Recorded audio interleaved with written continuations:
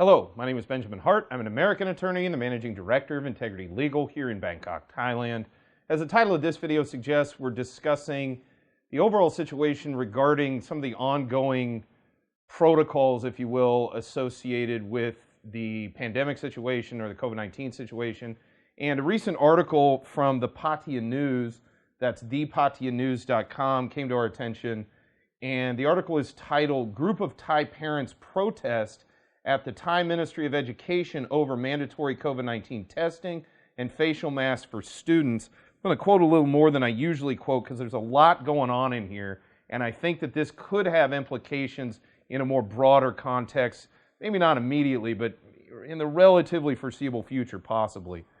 Quoting directly, "A group of parents arrived at the Ministry of Education yesterday, January 18th, 2022, to demand the cancellation of regular ATK rapid COVID-19 testing and the mandatory policy of wearing facial masks for students."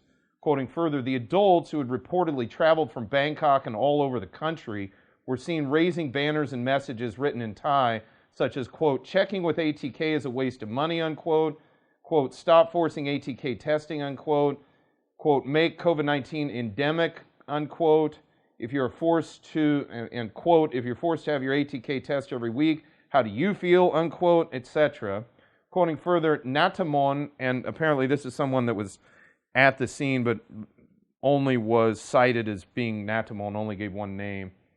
Natamon stated to the Associated Thai Press, quote, "When concerned parents saw that children were in pain during compulsory ATK testing, our hearts broke too. We don't think it is needed to be frequent and was not necessary. At the same time, wearing a mask should not be compulsory, but should be voluntary, especially for young children who find them uncomfortable," unquote.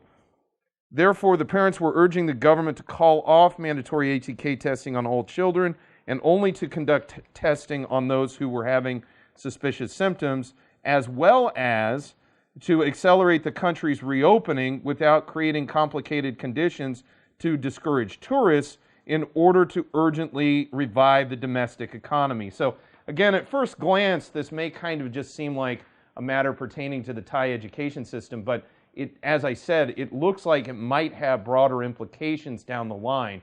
And in light of this, as well as other news that we may be seeing a resumption of, for example, the Test and Go initiative, as well as the reports of the possibility of easing of restrictions and things, although we've yet to see some of this come to actual fruition, there is some evidence to suggest, at least as of the time of this video, that we might be seeing a change in sort of the direction of the overall situation here in Thailand.